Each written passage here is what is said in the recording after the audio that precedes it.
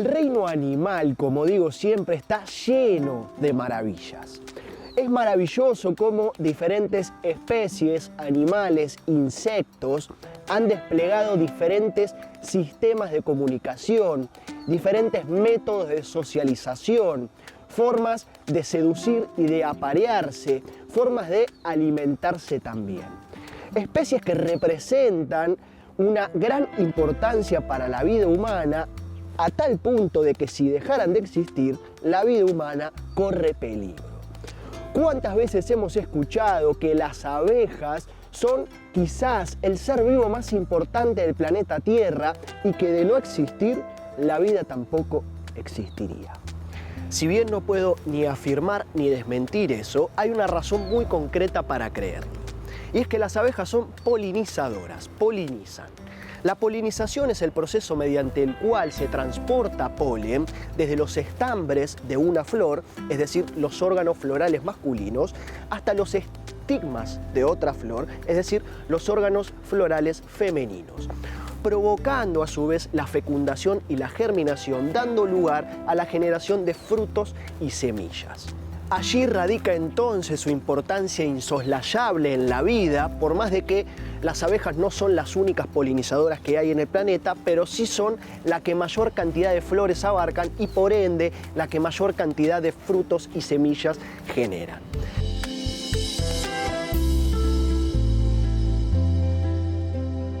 Hace poquito estuve en la provincia de Entre Ríos, donde visitamos un campo apicultor donde se está aplicando la apicultura regenerativa.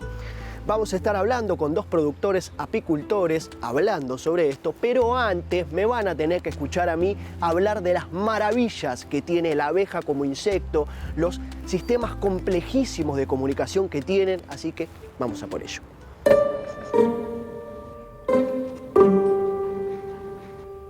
Primero que nada, estamos hablando de abejas melíferas, es decir, abejas que producen miel.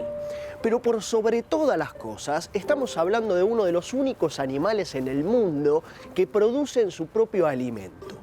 El ser humano empezó a producir su propio alimento, es decir, a cultivar, en el Neolítico. Es decir, que desde el origen del Homo sapiens hasta el Neolítico pasaron 60 millones de años hasta que el ser humano dejó de alimentarse de externalidades para pasar a producirse alimento por sí mismo.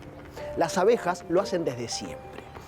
Tienen una vida social recontra compleja, dividida en castas, una palabra que está muy de moda últimamente.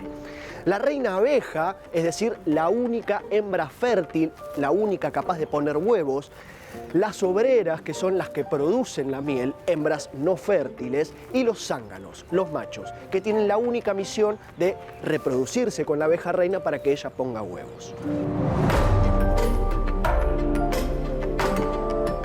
Las abejas reinas son abejas reinas porque se alimentan de jalea real.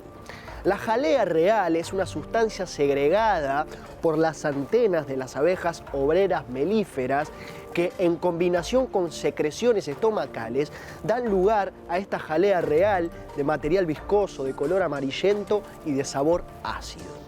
Las abejas reinas solo se alimentan de jalea real, mientras que las obreras y los zánganos se alimentan de la miel común. Las abejas reinas, que dicho sea de paso hay una sola por colmena, como decíamos antes, son las únicas capaces de poner huevos. Hasta 2000 huevos por día pueden poner las abejas reinas. Y esto lo provocan a partir del famoso vuelo nupcial. Las abejas reinas vírgenes salen por primera y única vez de la colmena, es decir, la única vez que van a poder ver una parte del mundo, mientras los zánganos, los machos, la persiguen. Son tantos los zánganos que la persiguen que claramente no puede reproducirse con todos, aunque sí lo hace con varios.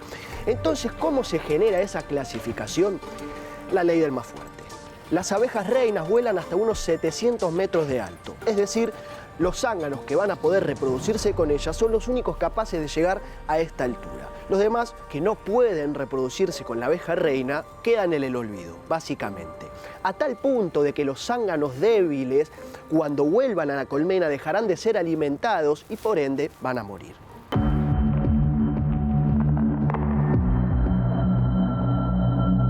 Vale Vale la pena también hablar de aguijones, porque las abejas melíferas producen miel, pero también pican, y lo digo por experiencia. Los aguijones de las abejas reinas no son los mismos que los aguijones de las abejas obreras, a tal punto de que los aguijones de las abejas obreras sirven tanto para dar vida como para matar. ¿A qué me refiero con esto? Es que los huevos que ponen las abejas reinas lo hacen a partir de sus aguijones, con los cuales también pican, pero solamente como mecanismo de defensa. Caso contrario para las abejas obreras, que utilizan el aguijón para atacar, el cual les queda atascado en el cuerpo de la víctima y con ello también sufren el desprendimiento de algunos órganos internos, por lo cual se terminan muriendo. Yendo un poquito más hacia lo que veníamos, las abejas comienzan a producir miel, que es su alimento, visitando flores. Recogen un jugo azucarado llamado néctar de la flor, el cual lo chupan con la lengua. Las abejas tienen por lo menos dos estómagos, uno tradicional de alimentos y otro estómago de miel, destinado a acumular este néctar. Cuando el estómago de alimentos necesita efectivamente alimento, se abre una compuerta de este saco de miel y el estómago de alimento recibe todo lo que necesita para tener energías.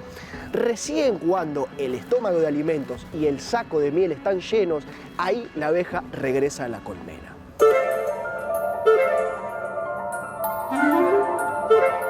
Llegada a la colmena, esa abeja que trae el néctar le pasa ese néctar por la boca de todas las abejas obreras que hay en la colmena, la cual la mastican durante aproximadamente media hora hasta que su humedad se reduce de un 70 a un 20%. Recién ahí también siguen pasando de abeja en abeja este néctar hasta que se convierte en miel. Lo colocan en estas celdas, en estos octágonos que ellas crean de forma natural, y recién cuando estas celdas están llenas, las tapan, las cubren con una cera natural justamente para que no se pierda miel.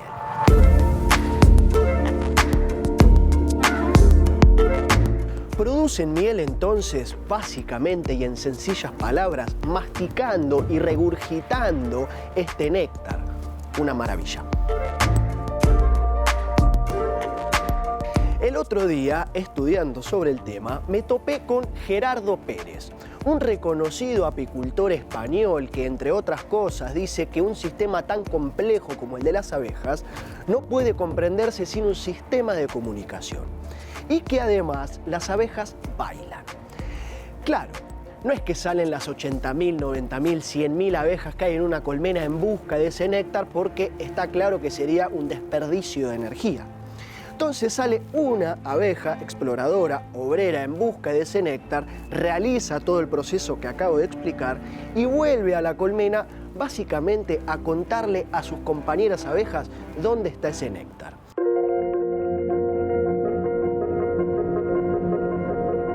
Las abejas producen miel como su propio alimento y, por suerte, producen miel de más.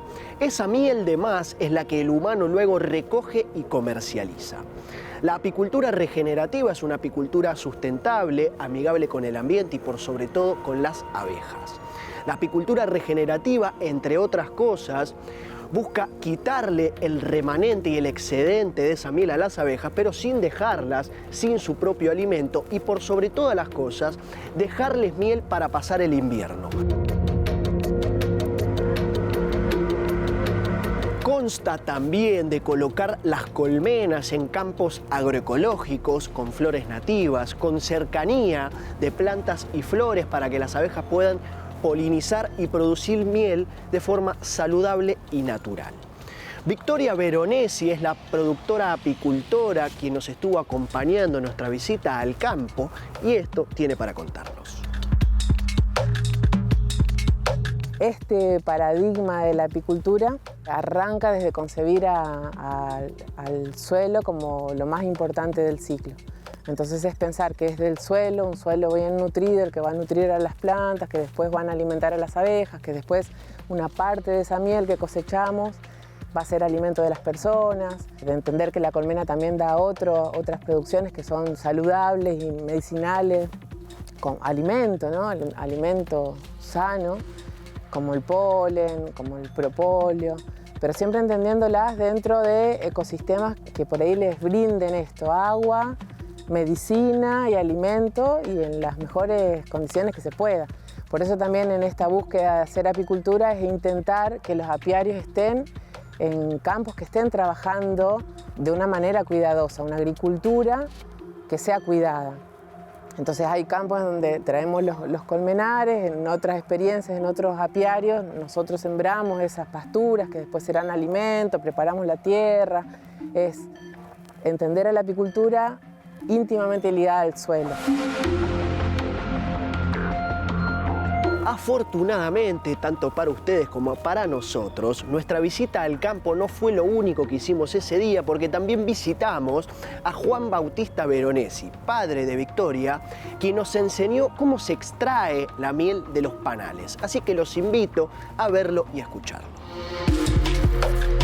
Primera etapa, llegar a un lugar limpio que se llama sala de extracción.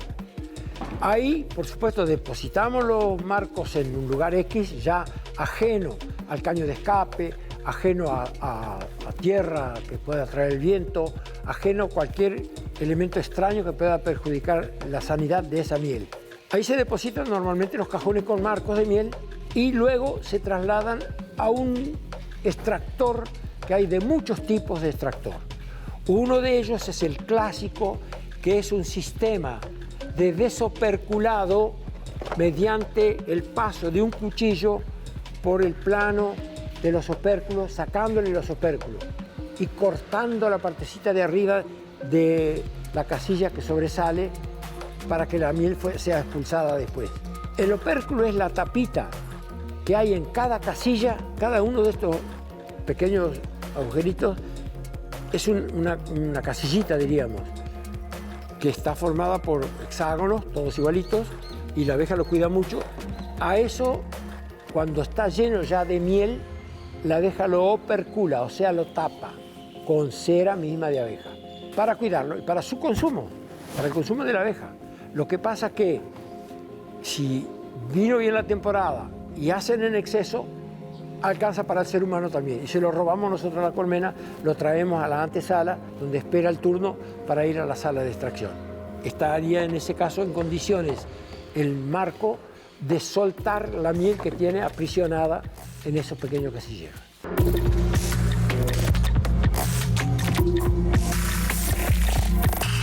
Las cifras indican que en los últimos años la población de abejas descendió hasta en un 30 o en un 40%. Eso se lo debemos a la mala calidad del aire, a los contaminantes, a los agrotóxicos, a las malas prácticas apicultoras. Los científicos dicen, no yo, que si las abejas desaparecen, la vida corre serio peligro. Y el punto menos importante de eso es la miel. Es todo lo que hablaba antes, el efecto polinizador que tienen las abejas, que entre otras cosas producen más del 70% del total de los frutos y semillas que hay en el mundo. Así de importantes son las abejas, por eso debemos cuidarlas, por eso debemos cuidar la calidad del aire y si querés realizar apicultura, hacelo de forma regenerativa.